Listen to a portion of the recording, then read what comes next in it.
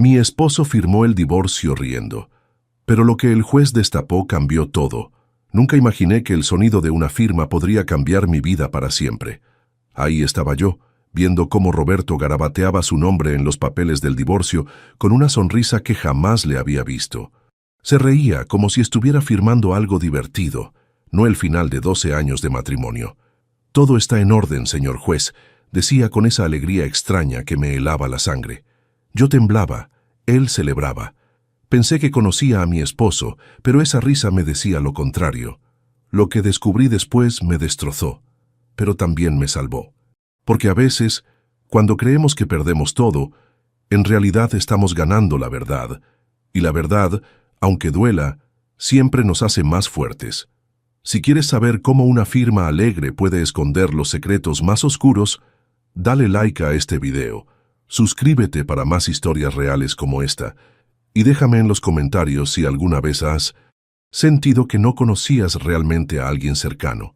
Pero antes de contarte cómo llegué a descubrir quién era realmente el hombre con el que compartí mi vida, ¿está usted seguro de que desea proceder con la disolución matrimonial, señor Salinas?, preguntó el juez Castillo ajustándose los lentes mientras revisaba los documentos. Roberto sonrió de una manera que me hizo sentir náuseas.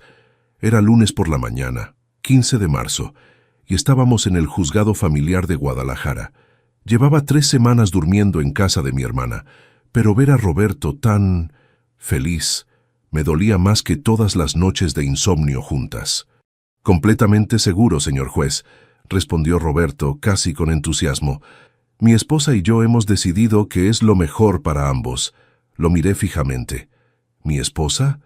Hacía tanto tiempo que no me llamaba así. Los últimos meses había sido Elena a secas cuando me dirigía la palabra.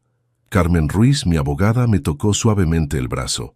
Era una mujer de 45 años, con experiencia en divorcios conflictivos, aunque el nuestro parecía ser el más tranquilo de su carrera. «Señora Vázquez, ¿confirma usted los términos del acuerdo?», me preguntó el juez. Asentí con la cabeza. Roberto había insistido en dividir todo por partes iguales. El departamento, los pocos ahorros que teníamos, los muebles, todo muy civilizado, demasiado civilizado. Roberto tomó la pluma que le extendía su abogado y firmó el primer documento con un flourish teatral. Incluso se rió un poco, una risa suave, casi musical. «Roberto», susurré sin poder contenerme, «¿por qué estás tan...?»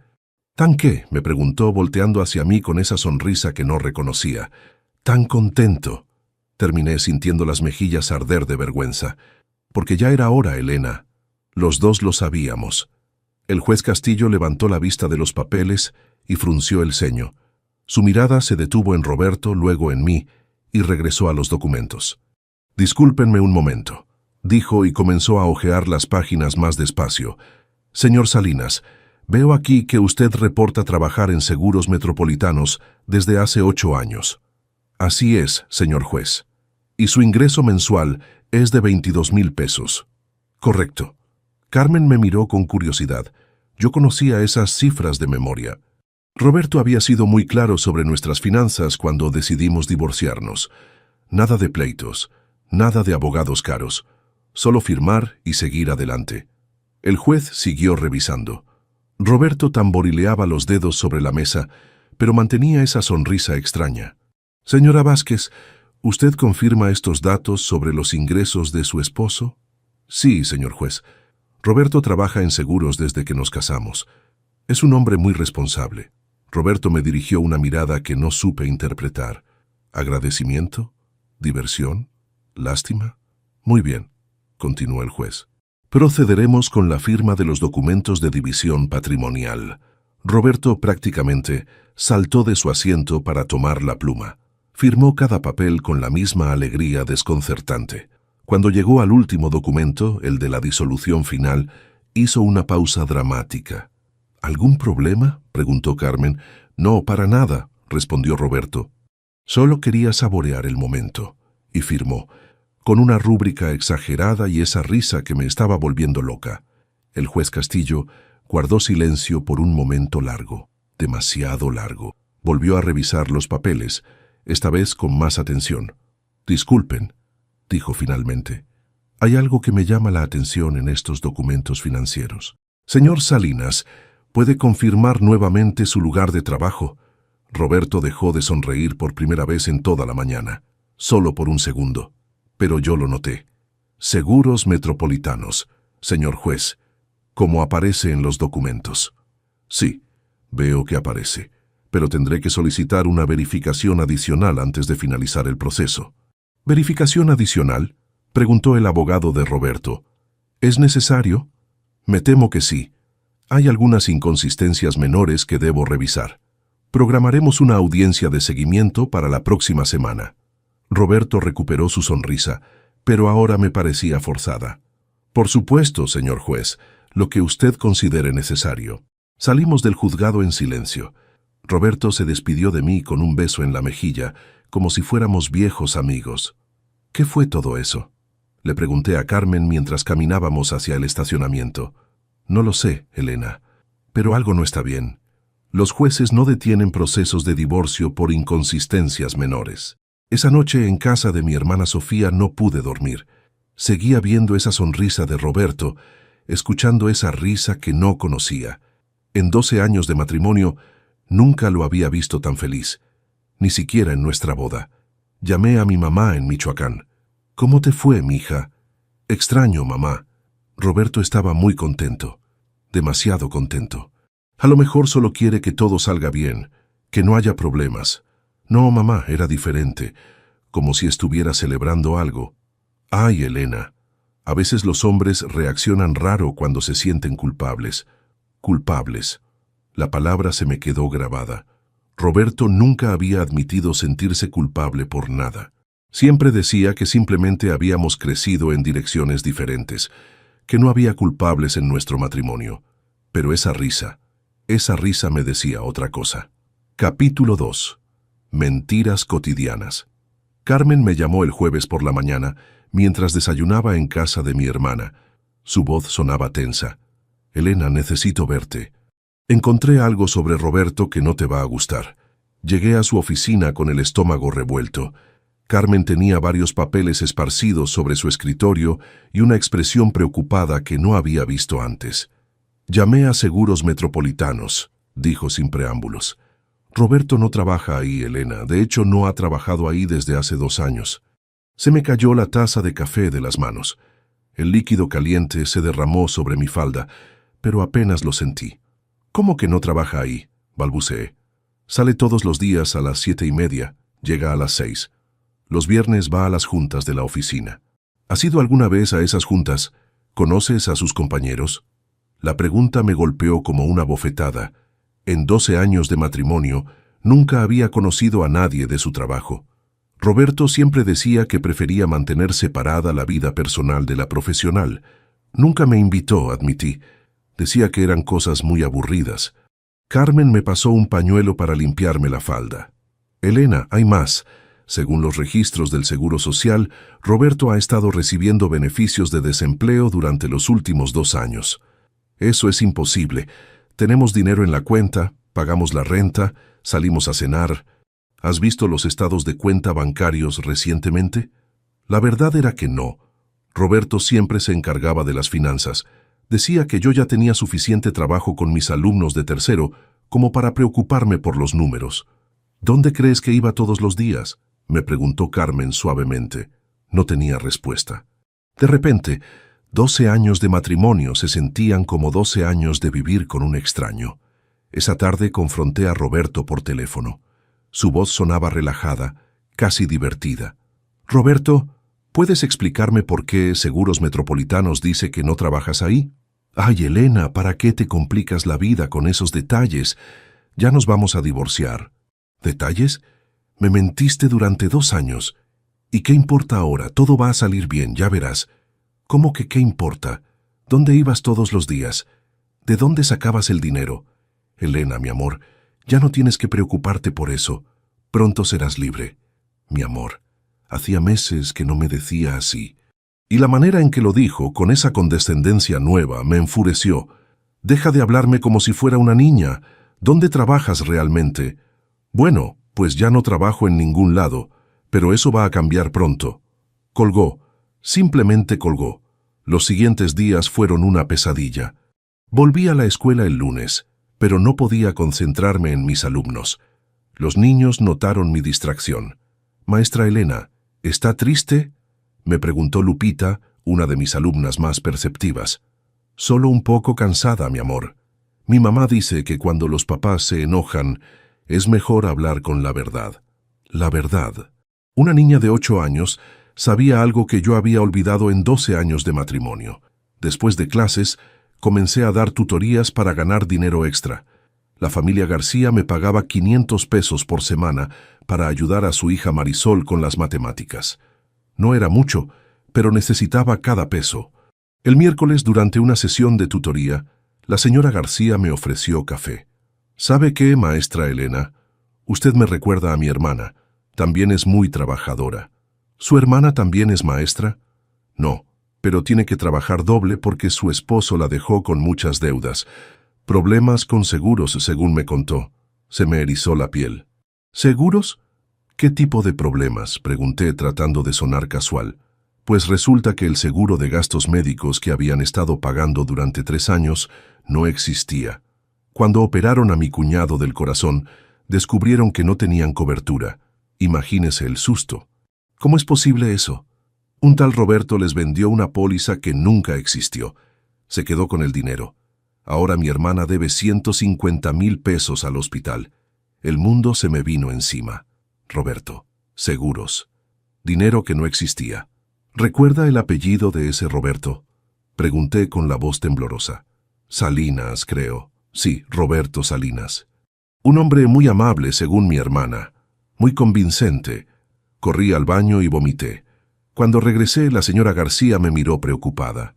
«¿Se siente mal, maestra?». «Solo un poco mareada». «¿Podríamos terminar la clase temprano hoy?». Esa noche no pude dormir. Caminé por la casa de mi hermana como un fantasma, juntando las piezas de un rompecabezas que no quería completar. Roberto no trabajaba en seguros metropolitanos. Recibía dinero de desempleo. Había un Roberto Salinas vendiendo seguros falsos. Y yo había vivido con él durante 12 años sin saber nada. El viernes por la mañana, Carmen me llamó con más noticias. «Elena, encontré algo más. Roberto ha estado rentando una oficina pequeña en el centro desde hace 3 años. Está registrada como Consultora de Seguros R. Salinas». ¿Una oficina? Sí, y hay quejas formales en la Conducef. Varias familias reportando seguros inexistentes vendidos por Roberto Salinas. Me senté en el suelo de la cocina y lloré, no solo por las mentiras, sino por las familias que habían confiado en Roberto, familias como la de la hermana de la señora García, que ahora debían dinero que no tenían por confiar en mi esposo. Mi ex esposo, me corregí, aunque todavía no habíamos firmado los papeles finales. Sofía llegó del trabajo y me encontró llorando. «¿Qué pasó, Elena?». «Roberto es un estafador, Sofía. Ha estado engañando a familias durante años, y yo no sabía nada». «¿Cómo ibas a saber? Él te mentía todos los días». «Pero debí darme cuenta, 12 años, Sofía. 12 años viviendo con un mentiroso y yo tan tonta». «No eres tonta, eres buena persona, y las buenas personas confían. Las buenas personas no permiten que sus esposos roben a familias inocentes. Tú no permitiste nada. Tú no sabías nada. Pero la culpa me carcomía. Había vivido de ese dinero. Había disfrutado las cenas, las vacaciones, la comodidad, todo pagado con las lágrimas de familias que creían estar protegidas y terminaron en la ruina. El sábado, Roberto me mandó un mensaje. «Espero que estés bien. La audiencia es el lunes. Todo va a salir perfecto». Perfecto. Para él, tal vez. Para las familias que había estafado, para mí, para nuestro matrimonio destruido por mentiras, nada volvería a ser perfecto. Pero al menos ahora sabía por qué había firmado con tanta alegría. No era felicidad por el divorcio. Era alivio. Capítulo 3. El imperio oculto. El lunes 22 de marzo, el juzgado se sentía diferente. El juez Castillo tenía una pila de documentos mucho más grande que la semana anterior, y Roberto ya no sonreía tanto. «Señores, he revisado los documentos financieros presentados y tengo información que afectará este proceso.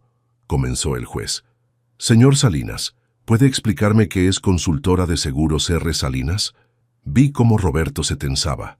Su abogado le murmuró algo al oído. Es un proyecto personal, señor juez, nada oficial. ¿Nada oficial? El juez levantó unos papeles. Tengo aquí registros de la Conducef que muestran quejas formales contra su empresa, familias que pagaron por seguros que nunca existieron. El aire se me escapó de los pulmones.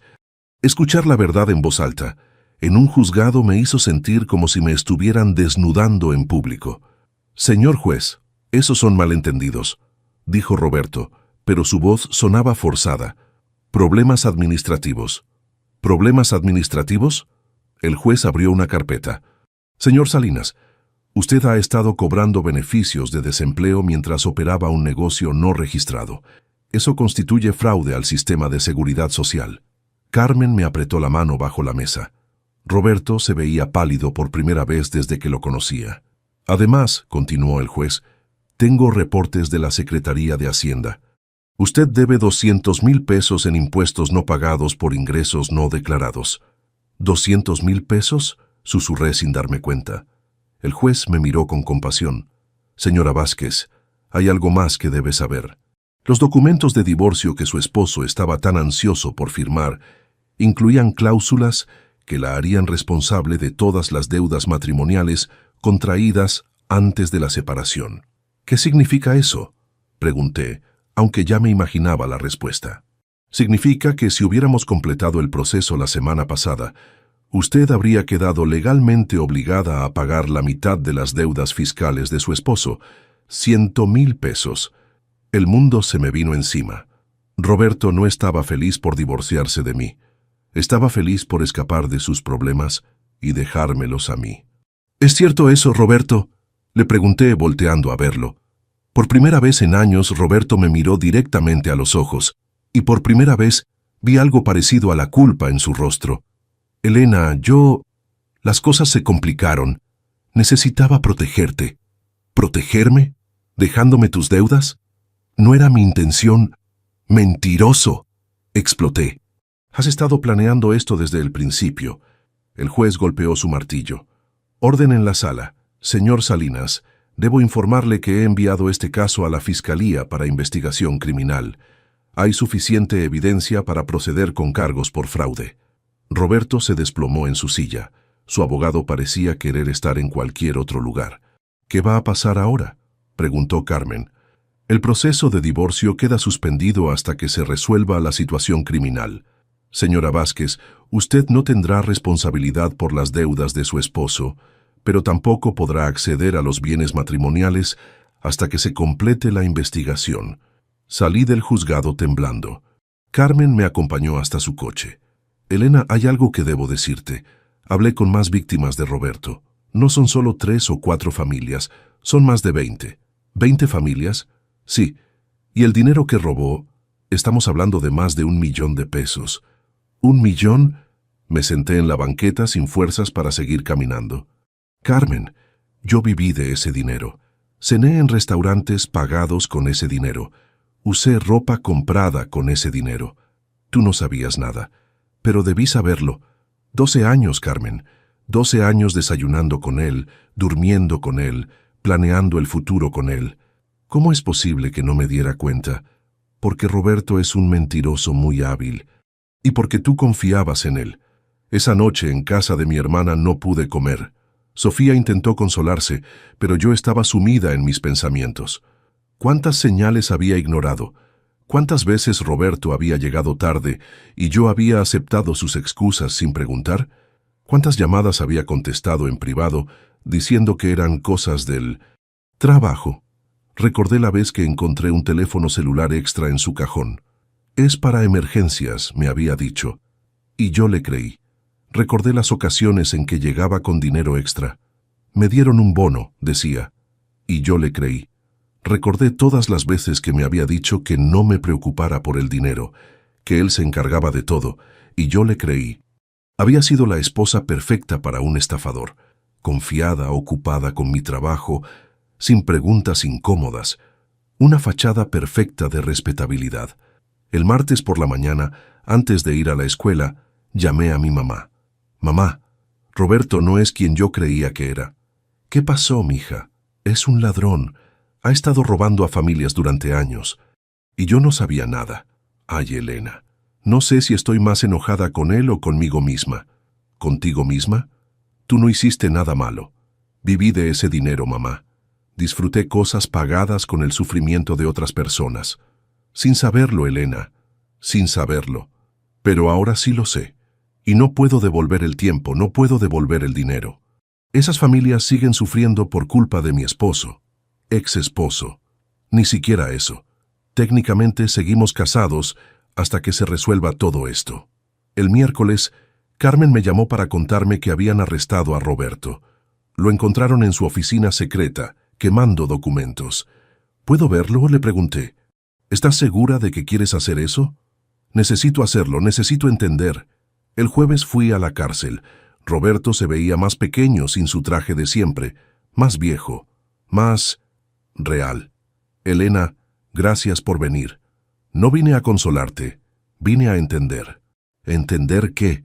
¿Cuándo comenzaste a mentirme? ¿Desde el principio? Roberto suspiró y se pasó las manos por la cara.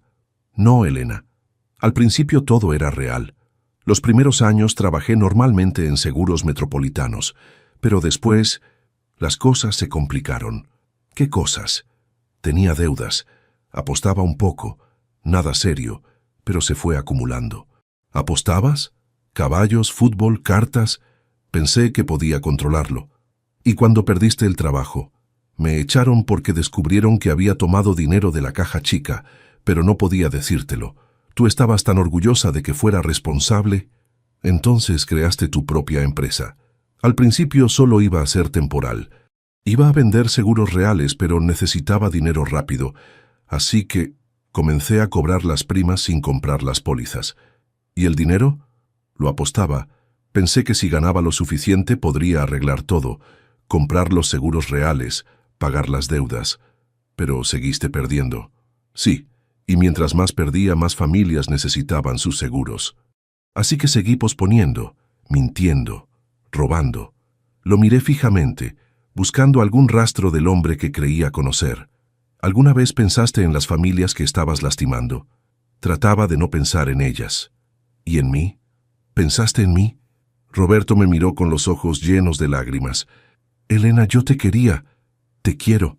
Por eso quería que te divorciaras rápido, para protegerte. ¿Protegerme? ¿Dejándome tus deudas? No sabía que el juez se daría cuenta. Pensé que podríamos separarnos limpiamente y que tú nunca tendrías que saber nada. ¿Y vivir con la mentira para siempre? Sí, porque conocerte fue lo mejor que me pasó en la vida. Y sabía que si descubrías la verdad, me odiarías. Y tenías razón. Las palabras salieron de mi boca sin que pudiera detenerlas. Roberto cerró los ojos. Lo sé, y lo entiendo, pero necesitaba que supieras que mi amor por ti era real. ¿Cómo voy a creer eso? ¿Cómo voy a creer cualquier cosa que me digas? No puedes, y no te culpo. Me levanté para irme, pero me detuve en la puerta. Roberto, hay algo más que necesitas saber. ¿Qué? Una de las familias que estafaste.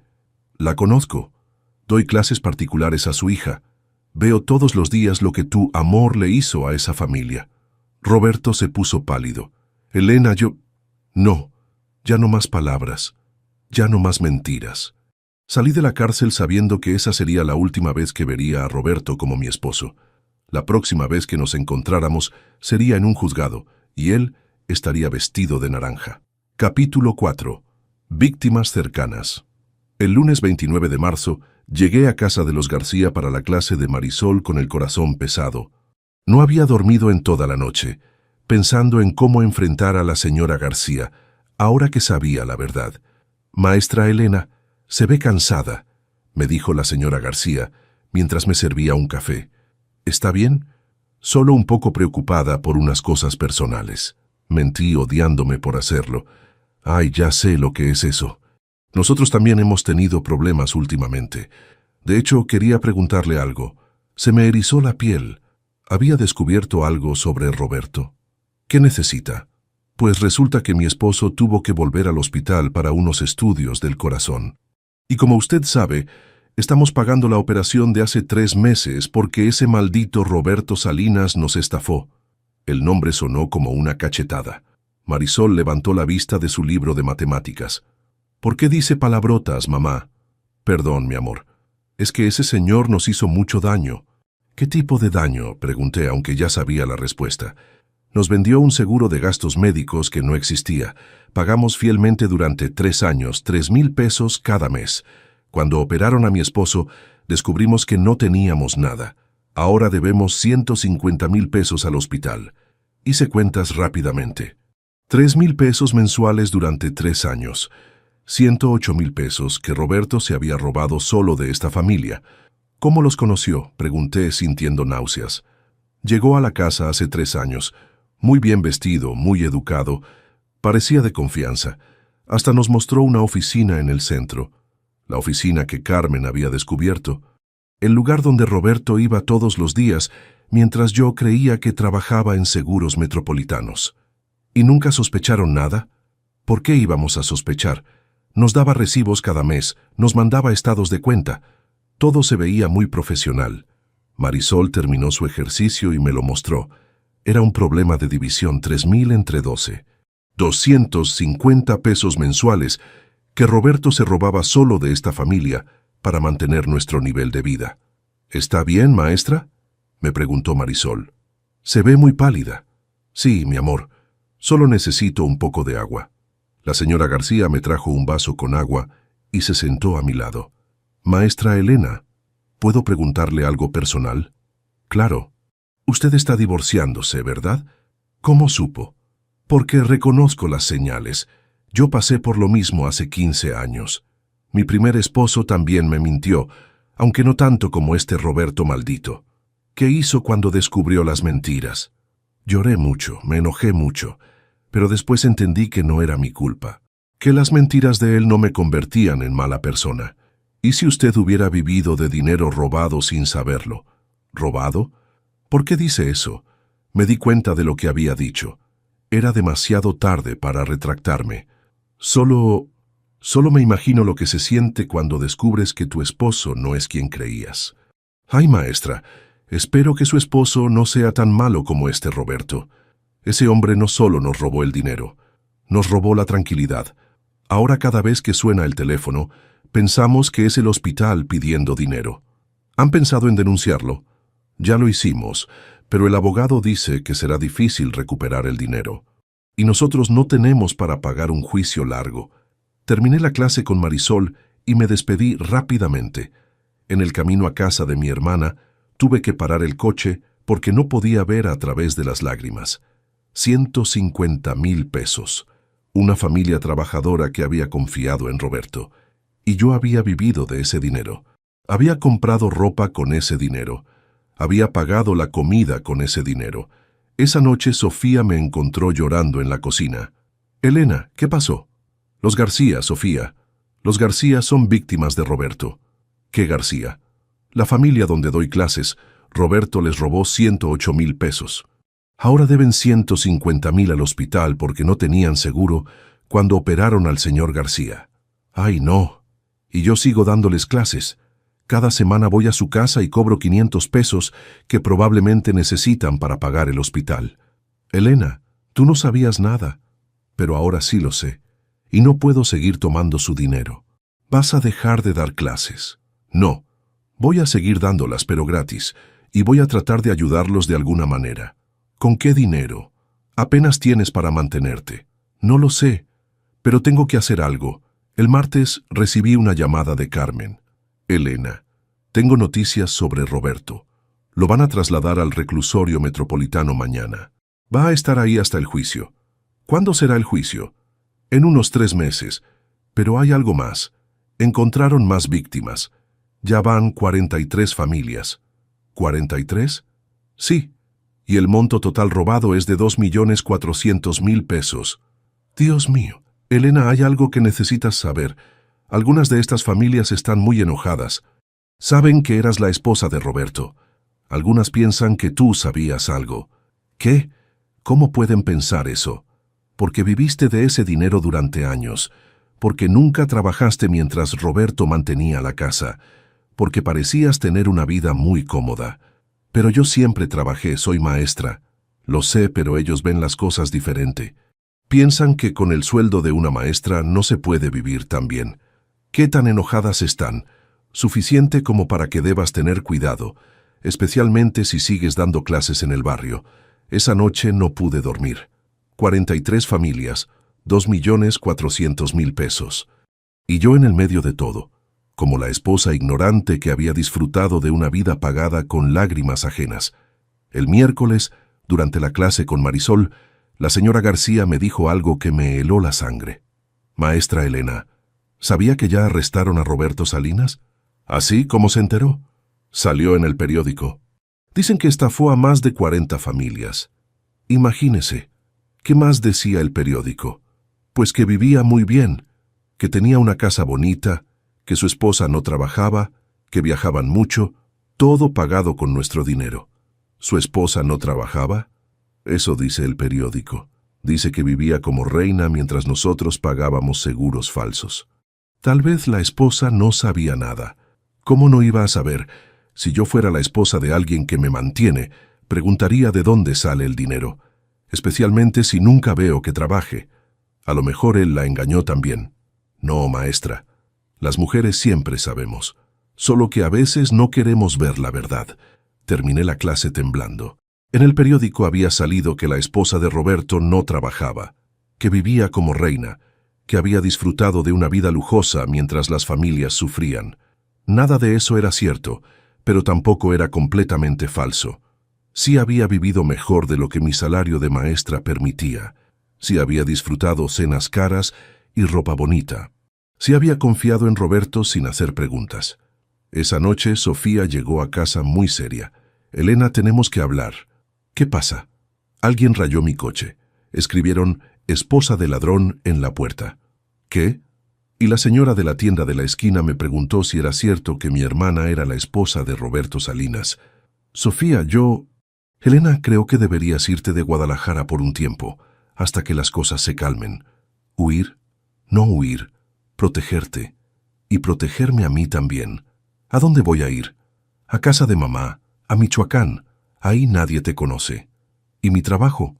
Pedirás una transferencia o buscarás trabajo allá. ¿Y los García? ¿Y mis otros alumnos? Elena, no puedes salvar a todo el mundo, especialmente no cuando tú también eres víctima. ¿Víctima? ¿Cómo puedo ser víctima si viví de ese dinero? Porque Roberto te mintió, porque te usó, porque te puso en peligro sin que lo supieras. Esa noche empaqué mis cosas. No tenía muchas. Después de 12 años de matrimonio, mi vida cabía en 2 maletas. Antes de irme, escribí una carta para la señora García. Estimada señora García, le escribo para decirle que ya no podré dar clases particulares a Marisol.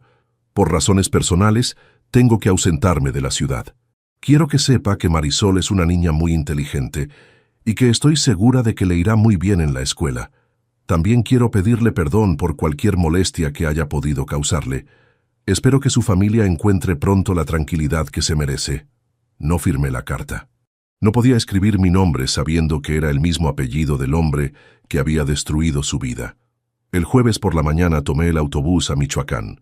Mientras veía alejarse Guadalajara por la ventana, me pregunté si alguna vez podría regresar y si realmente quería hacerlo. Tela Simacra, capítulo 5. Consecuencias. El autobús llegó a Morelia el viernes 2 de abril por la tarde. Mi mamá, Esperanza, me estaba esperando en la terminal con los ojos rojos de llorar. «Mija, ¿cómo estás?», me preguntó, abrazándome fuerte. «No lo sé, mamá. Creo que todavía no lo proceso todo». El pueblo donde vivía mi mamá quedaba a 1 hora más de camino. Durante el trayecto en el autobús local, me contó que había visto las noticias sobre Roberto en el periódico de Morelia. ¿Qué decía? Que había estafado a muchas familias, que era de Guadalajara, que tenía esposa. ¿Mencionaba mi nombre? No, gracias a Dios. Pero Elena, ¿cómo es posible que no te hayas dado cuenta de nada en tantos años? Era la pregunta que me hacía yo misma todos los días, la pregunta que me quitaba el sueño. No lo sé, mamá. Supongo que no quería ver las señales. ¿Qué señales?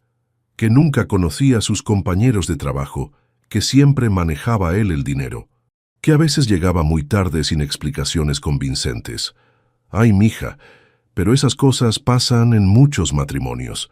Sí, pero también había otras cosas, como que siempre tenía dinero extra cuando yo no esperaba que lo tuviera, o que recibía llamadas que contestaba en privado.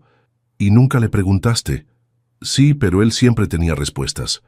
Bonos del trabajo, clientes que necesitaban ayuda en horarios raros, y yo quería creer. La casa de mi mamá era pequeña pero acogedora.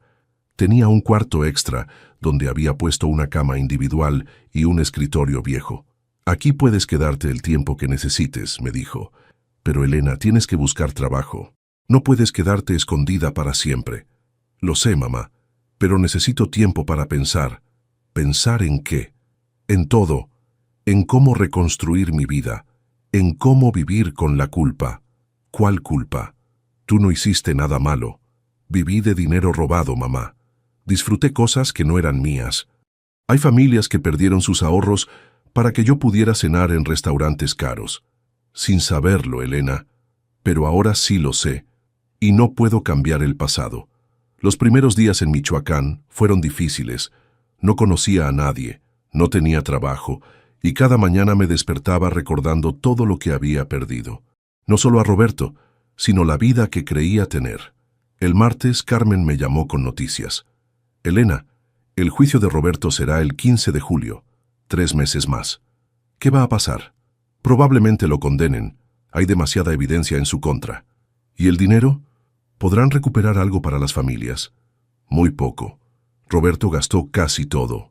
Tenía deudas de juego por más de 1 millón de pesos. ¿1 millón? Sí. Aparentemente su problema con el juego era mucho peor de lo que imaginábamos. Había estado pidiendo préstamos a agiotistas para pagar deudas anteriores. ¿Agiotistas? Sí.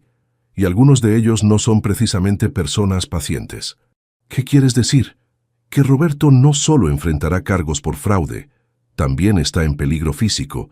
Los agiotistas quieren su dinero, y si no pueden cobrárselo a él, buscarán otras formas. ¿Otras formas? Elena, necesito que me prometas que te mantendrás alejada de Guadalajara por un tiempo. Estos hombres podrían intentar presionarte para que pagues las deudas de Roberto. ¿Cómo voy a pagar algo así? Soy maestra. Ellos no razonan así. Para ellos, la esposa es responsable de las deudas del esposo. ¿Ex-esposa? ¿Ya se finalizó el divorcio? Técnicamente sigues casada con él hasta que termine el juicio. Pero, Elena, hay algo más. ¿Qué? Estás embarazada, ¿verdad? La pregunta me cayó como un balde de agua fría.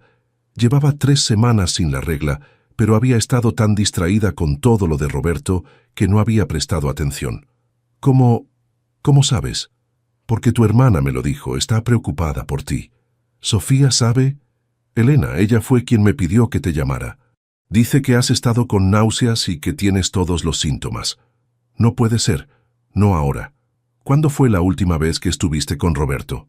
La noche antes de que me pidiera el divorcio. Hace 6 semanas. Elena, necesitas hacerte una prueba y necesitas decidir qué vas a hacer.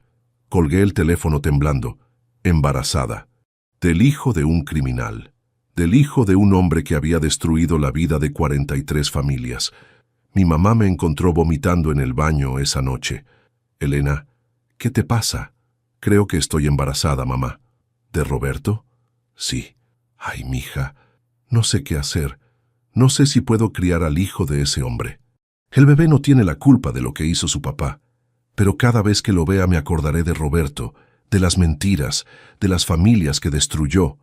O tal vez te acuerdes de la posibilidad de hacer algo bueno, de criar a un hombre mejor que su padre. ¿Y si no puedo? ¿Y si soy una madre terrible? ¿Y si no tengo dinero para mantenerlo? Elena, primero confirma si estás embarazada. Después pensaremos en lo demás. Al día siguiente fui al centro de salud del pueblo. La doctora, una mujer joven y amable, me hizo la prueba. Felicidades, señora. Está embarazada de aproximadamente 6 semanas. ¿Señora? No, doctora, soy señorita. Bueno, no, es complicado. ¿Tiene pareja? No, sí. No lo sé. Estoy en proceso de divorcio. ¿El padre del bebé sabe? No, y no quiero que sepa, al menos no por ahora. ¿Tiene apoyo familiar? Sí, mi mamá. Pero doctora, yo no sé si puedo tener este bebé. ¿Por qué? Por la situación del padre. Es complicado. Señora, sea cual sea la situación, usted tiene opciones. Puede continuar con el embarazo, puede darlo en adopción, o puede interrumpirlo si está dentro del plazo legal. ¿Cuál es el plazo? 12 semanas. Usted está de 6, así que tiene tiempo para decidir. ¿Qué me recomienda? Que hable con su familia, que piense en lo que realmente quiere, y que no tome decisiones basadas en el miedo. Esa noche no pude dormir. Caminé por el patio de la casa de mi mamá, pensando en todo lo que había cambiado en 6 semanas. 6 semanas atrás, creía estar casada con un hombre honesto. Tenía un trabajo estable, una casa, un futuro planeado. Ahora estaba embarazada, desempleada, escondida en un pueblo donde nadie me conocía, y el padre de mi bebé estaba en la cárcel por estafar a docenas de familias. El lunes 12 de abril, encontré trabajo en la escuela primaria del pueblo. La directora, maestra Consuelo, era una mujer mayor que había conocido a mi mamá durante años. Elena, te voy a dar la oportunidad, pero necesito que seas honesta conmigo. ¿Por qué dejaste tu trabajo en Guadalajara? Por problemas familiares. Mi esposo, ex esposo, tuvo problemas legales y necesitaba alejarme de la situación. ¿Qué tipo de problemas legales? Fraude. Estafó a varias familias. ¿Y tú sabías algo? No. Me enteré hasta que lo arrestaron. ¿Estás segura? Completamente segura. Está bien. Pero Elena, este es un pueblo pequeño. Si hay cualquier problema, cualquier cosa que ponga en riesgo a los niños o a la escuela, tendrás que irte. Entiendo. Y otra cosa, no quiero que nadie en el pueblo sepa de tu situación. Aquí eres Elena Vázquez, maestra. Nada más. El trabajo me ayudó a distraerme, pero el embarazo me recordaba constantemente mi situación. Cada mañana, mientras me lavaba los dientes, me veía en el espejo y pensaba en el bebé que crecía dentro de mí. ¿Cómo le explicaría a mi hijo que su papá era un criminal? ¿Cómo le daría valores cuando yo había vivido de dinero robado? ¿Cómo podría criarlo en un pueblo donde tendría que esconder la verdad sobre su origen? El 15 de julio, Carmen me llamó desde Guadalajara. Elena, Roberto fue condenado a 5 años de prisión. ¿5 años? Sí. Y tiene que pagar restitución a las víctimas. Pero como no tiene bienes, es probable que las familias no recuperen nada. Dijo algo sobre mí. Preguntó por ti. Quería saber si estabas bien. ¿Qué le dijiste? Que estabas bien, que habías rehecho tu vida. ¿Le dijiste dónde estoy? No, y no lo haré a menos que tú me lo pidas. Gracias. Elena, hay algo más. Tu divorcio ya se puede finalizar. ¿Quieres que proceda? Sí. Quiero que Roberto Salinas desaparezca de mi vida para siempre. Incluso si estás embarazada de él. Especialmente por eso. El 30 de julio recibí los papeles del divorcio. Después de 12 años ya no era la señora de Roberto Salinas, era Elena Vázquez otra vez. Y estaba embarazada de 4 meses. Esa noche, mi mamá y yo nos sentamos en el patio a hablar. Elena, ¿ya decidiste qué vas a hacer con el bebé? Voy a tenerlo, mamá, pero no sé cómo voy a criarlo. ¿Por qué decidiste tenerlo? Porque este bebé no tiene la culpa de lo que hizo Roberto y porque tal vez sea mi oportunidad de hacer algo bueno después de todo este desastre. ¿Y si Roberto sale de la cárcel y quiere conocer a su hijo? Entonces le voy a decir que su papá murió, porque para mí, el Roberto que yo conocí ya está muerto. ¿Podrás vivir con esa mentira? Es mejor que vivir con la verdad. Los meses siguientes fueron difíciles pero tranquilos. Trabajaba en la escuela, cuidaba mi embarazo, y poco a poco fui aceptando mi nueva realidad. El 15 de enero del 2026 nació mi hijo. Lo llamé David, por mi abuelo paterno. Cuando lo vi por primera vez, me asusté porque tenía los ojos de Roberto, pero cuando me sonrió vi algo diferente, algo puro, algo que no había estado contaminado por las mentiras. «Es hermoso, mija», me dijo mi mamá cargándolo. «Sí, y es solo mío. ¿Nunca vas a decirle quién es su papá? Cuando tenga edad suficiente para entender, le voy a contar la verdad. pero por ahora solo necesita saber que es amado. ¿Y Roberto? Roberto no existe. Para David, para mí, para el mundo.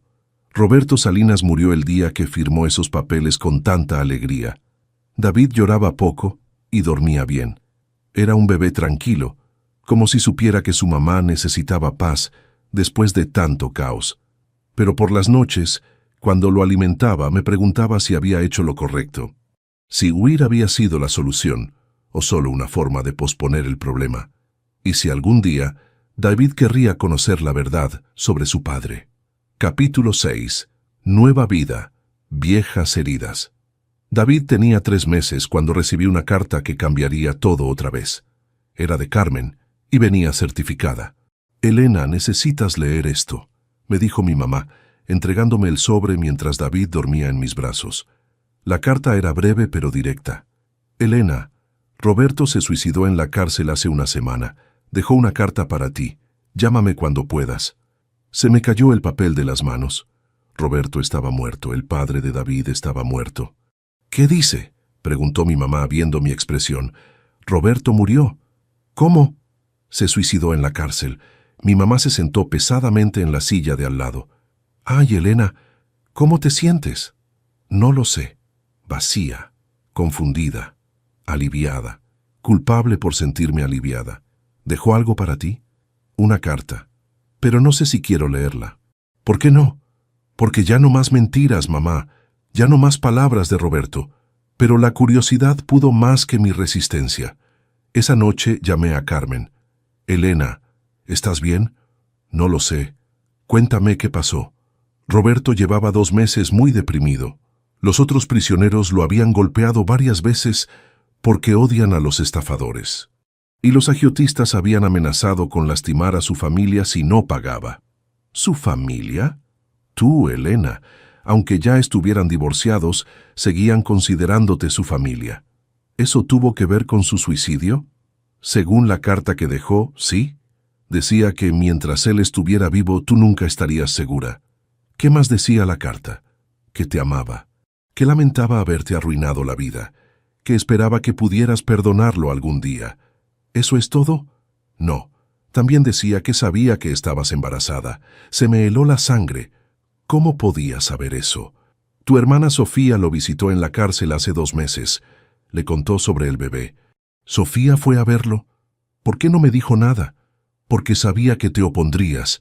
Pero ella pensó que Roberto tenía derecho a saber que iba a ser padre. ¿Qué le dijo él? Que se alegraba de que tuvieras algo bueno después de todo el daño que te había causado. Que esperaba que el bebé fuera mejor persona que él. ¿Y después de eso se suicidó? 2 semanas después. Elena, creo que su muerte fue su manera de protegerte, de asegurarse de que ni los agiotistas ni nadie más pudiera lastimarte. ¿Su manera de protegerme? ¿Matándose? Sí, porque mientras estuviera vivo, tú siempre serías un blanco. Los agiotistas, las familias que él estafó, los otros criminales. Todos podrían haberte usado para presionarlo. ¿Y ahora? Ahora oficialmente eres viuda, y David es huérfano de padre. Nadie puede hacerte responsable de las deudas de un hombre muerto. Esa noche no pude dormir. Roberto estaba muerto, y yo no sabía cómo sentirme al respecto. Parte de mí se sentía libre, parte de mí se sentía culpable, y parte de mí se sentía triste por David, que nunca conocería a su padre. Aunque tal vez fuera mejor así. Los siguientes meses fueron más tranquilos. Trabajaba en la escuela, criaba a David, y poco a poco fui estableciendo una rutina. Los niños del pueblo me querían y yo encontré cierta paz en la simplicidad de la vida rural. David crecía rápido y sano. Era un bebé alegre, muy diferente a su padre. Cuando sonreía, mi corazón se llenaba de una felicidad que no había sentido en años. Pero por las noches, cuando lo alimentaba, me preguntaba cómo le explicaría algún día la verdad sobre su padre. ¿Cómo le diría que Roberto había sido un criminal? ¿Cómo le explicaría que había nacido del amor entre una mujer engañada y un hombre que se había matado por culpa? El 15 de febrero del 2026, cuando David cumplió 1 mes, recibí una visita inesperada. Era la señora García. «Maestra Elena, perdóneme que haya venido hasta acá», me dijo parada en la puerta de la casa de mi mamá. «Señora García, ¿Cómo me encontró? Su hermana me dio la dirección. Necesitaba hablar con usted. ¿Sobre qué? Sobre Roberto Salinas. Sobre usted. Sobre todo lo que pasó. Mi mamá salió de la casa con David en brazos. Elena, ¿quién es? Mamá, ella es la señora García, una de las familias que Roberto estafó. Ah, pasen por favor. Nos sentamos en la sala. La señora García miraba a David con curiosidad. ¿Es su hijo? Sí. ¿Del señor Roberto? Sí. ¿Él lo conoció? No. Roberto murió antes de que naciera. Ah, sí. Escuché que se había suicidado en la cárcel. ¿Para qué vino a verme, señora García? Para disculparme. ¿Disculparse? ¿De qué? De haber pensado mal de usted, de haber creído que sabía lo que estaba haciendo su esposo. ¿Cómo supo que no sabía nada? Porque cuando el juez revisó todos los documentos, se dio cuenta de que Roberto había falsificado muchos papeles, incluso los que le mostraba a usted sobre su trabajo. ¿Falsificó documentos? Sí. Talones de cheque falsos, estados de cuenta falsos, cartas de la empresa falsa. Todo para que usted creyera que trabajaba normalmente. ¿Cómo sabe usted eso? Porque mi cuñada es secretaria en el juzgado. Me contó que cuando investigaron, encontraron que Roberto había montado una operación muy elaborada para engañarla a usted también. ¿Qué quiere decir? Que tenía una oficina donde recibía a las víctimas, pero también tenía otra oficina donde usted podía ir si necesitaba algo. Tenía compañeros falsos que le hablaban por teléfono cuando usted estaba presente. Tenía una secretaria que contestaba cuando usted llamaba a su trabajo. ¿Todo eso era falso? Todo. Mi cuñada dice que el juez comentó que nunca había visto un engaño tan elaborado, que Roberto había creado una realidad completa para que usted no sospechara nada. Me quedé sin palabras. Roberto no solo me había mentido, había creado un mundo entero de mentiras para mantenerme engañada. Señora García, ¿por qué me cuenta todo esto? Porque quiero que sepa que ya no la culpo, que ninguna de las familias la culpa. Entendemos que usted también fue víctima. ¿Víctima? Sí.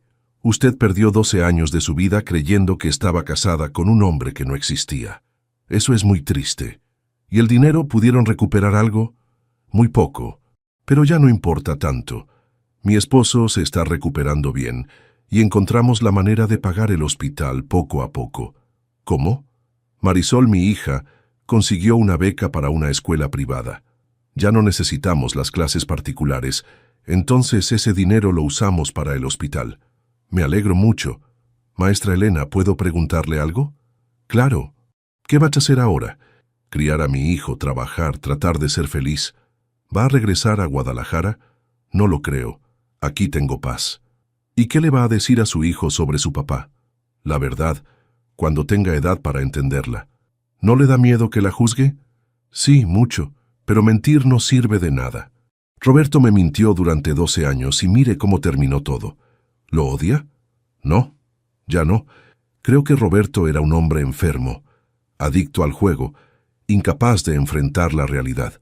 Pero también creo que me amaba, a su manera enferma. ¿Cómo puede decir eso? Porque al final se mató para protegerme, y porque este bebé existe. Y yo no puedo odiar completamente a alguien que me dio algo tan hermoso. La señora García se quedó callada por un momento, mirando a David. Es muy parecido a usted. ¿Usted cree? Sí. Tiene sus ojos, sus manos. Ojalá solo herede lo bueno de sus padres. Eso espero. Maestra Elena, ¿me permite darle un consejo? Claro. No se quede aquí para siempre. Este pueblo es muy pequeño. Su hijo va a necesitar más oportunidades cuando crezca. ¿Qué me sugiere? Que se tome el tiempo que necesite para sanar, pero que no se esconda para siempre. Usted es una buena maestra, una buena persona. El mundo necesita gente como usted. Gracias por decir eso. ¿Puedo cargar a su bebé? Claro. La señora García cargó a David con mucho cuidado. Él la miró con curiosidad, sin llorar. Es un niño muy tranquilo. Sí, casi no llora. Los niños que nacen después de mucho sufrimiento suelen ser así, como si entendieran que su mamá necesita paz. ¿Usted cree eso? Sí. Mi hijo mayor nació después de que mi primer esposo me abandonó. También era muy tranquilo, como si supiera que tenía que cuidar a su mamá. ¿Y cómo resultó? Es un buen hombre. Trabaja, tiene familia, cuida de sus hijos. A veces lo que vivimos nos hace más fuertes. Espero que tengan razón. La tengo. Su hijo va a estar bien porque tiene una mamá que lo ama y que aprendió de sus errores. ¿Qué errores? Confiar demasiado, no hacer preguntas, pero esos no son errores tan terribles. Son errores de una persona buena. La señora García se despidió después de 1 hora. Antes de irse me abrazó. Elena, perdóneme si alguna vez la hice sentir culpable. Usted no se merecía nada de lo que pasó. Gracias. Y perdóneme si alguna vez disfruté algo que era suyo. Ya no importa. Lo importante es que usted y su hijo estén bien. Esa noche, después de que David se durmió, mi mamá y yo platicamos en la cocina. ¿Cómo te sientes después de la visita? Más tranquila. Saber que no me culpan me quita un peso de encima. ¿Y qué vas a hacer ahora? No lo sé. Seguir aquí por un tiempo. Criar a David. Pensar en el futuro. ¿Qué tipo de futuro? Uno donde David pueda estar orgulloso de su mamá. Donde yo pueda estar orgullosa de mí misma otra vez. ¿Y si algún día conoces a otro hombre? No lo sé, mamá. Ahora mismo no puedo imaginar volver a confiar en alguien así. Algún día podrás. Tal vez. Pero por ahora, David y yo estamos bien solos. ¿Solos? Bueno, contigo. Y con la nueva vida que estamos construyendo. ¿Es la vida que querías? No, pero es la vida que tengo. Y estoy aprendiendo a estar agradecida por lo que tengo en lugar de llorar por lo que perdí. ¿Y qué tienes? Un hijo sano, un trabajo que me gusta, una mamá que me ama, un lugar donde puedo empezar de nuevo. ¿Y la verdad? Tengo la verdad. Finalmente. Y aunque duele, es mejor que vivir en mentiras. ¿Qué le vas a decir a David sobre su papá cuando crezca? Que su papá era un hombre complicado que cometió errores graves, que lo amaba pero que no supo cómo ser una buena persona, que se arrepintió de sus errores, pero que ya era demasiado tarde. ¿Y que se mató? Sí, pero también que lo hizo porque quería protegernos. Que al final trató de hacer lo correcto. ¿Crees que eso es verdad?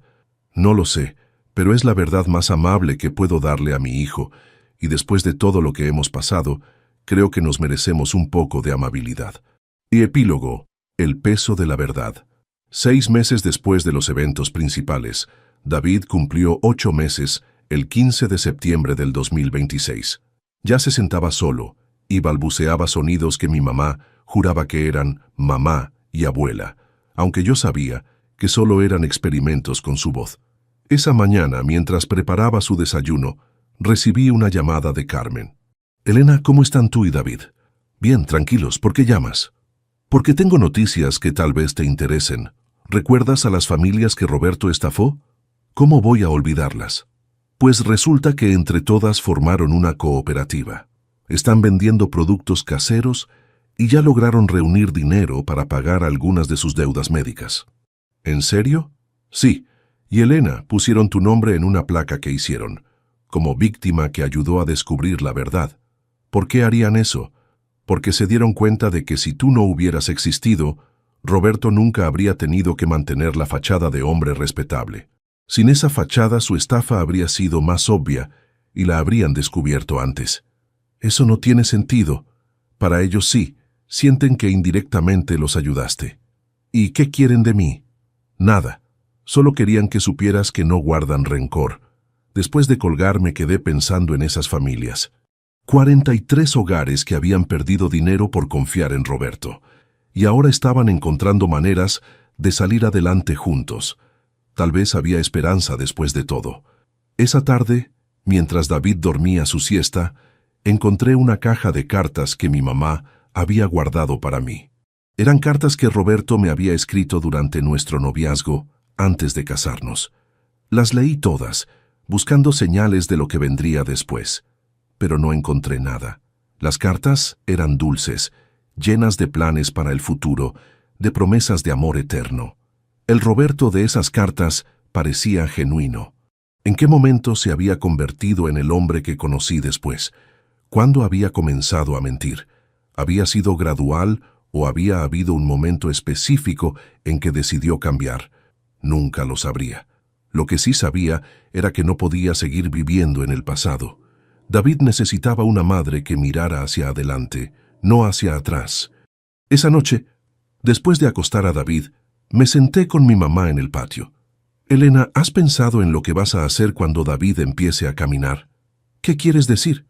Que este pueblo es muy pequeño. Tarde o temprano va a necesitar más estímulos, más oportunidades. Lo sé, pero aún no estoy lista para salir de aquí. ¿Por miedo? Por prudencia. Y porque aquí somos felices. ¿Felices o seguros? ¿Cuál es la diferencia? La felicidad es algo que construyes. La seguridad es algo en lo que te escondes. ¿Crees que me estoy escondiendo? Creo que te estás dando tiempo para sanar. Pero también creo que no puedes quedarte aquí para siempre. ¿Por qué no? Porque David va a crecer. Va a hacer preguntas. Va a querer saber por qué su mamá, que es maestra en una ciudad grande, vive en un pueblo donde todos se conocen y no pasa nada emocionante. ¿Y qué le voy a decir? La verdad, que vinimos aquí porque necesitábamos paz después de algo muy difícil. Y si quieres saber qué pasó, le vas a contar la historia de su papá. Pero también le vas a contar la historia de su mamá, de cómo aprendió a ser fuerte después de que la vida se desmoronara. ¿Crees que podré hacer eso? Elena, criaste a Roberto sin saber quién era realmente durante 12 años. Criar a David sabiendo exactamente quién eres y lo que quieres va a ser mucho más fácil. ¿Y si heredo las mismas tendencias de Roberto? ¿La capacidad de engañar, de mentir? ¿Tú crees que las mentiras son hereditarias? No lo sé, pero me da miedo. Elena, Roberto no mintió porque fuera genéticamente mentiroso. Mintió porque tomó decisiones malas, y después tuvo que seguir mintiendo para cubrirlas. ¿Y si David toma decisiones malas?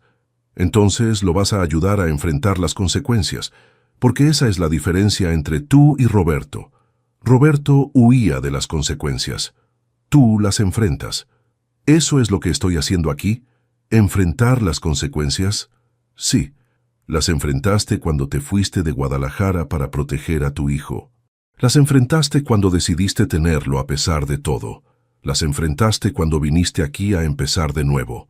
No se siente como enfrentar, se siente como huir. A veces son la misma cosa. A veces huir es la decisión más valiente que puedes tomar. 3 semanas después, recibí una carta inesperada. Era de la directora de la escuela donde había trabajado en Guadalajara.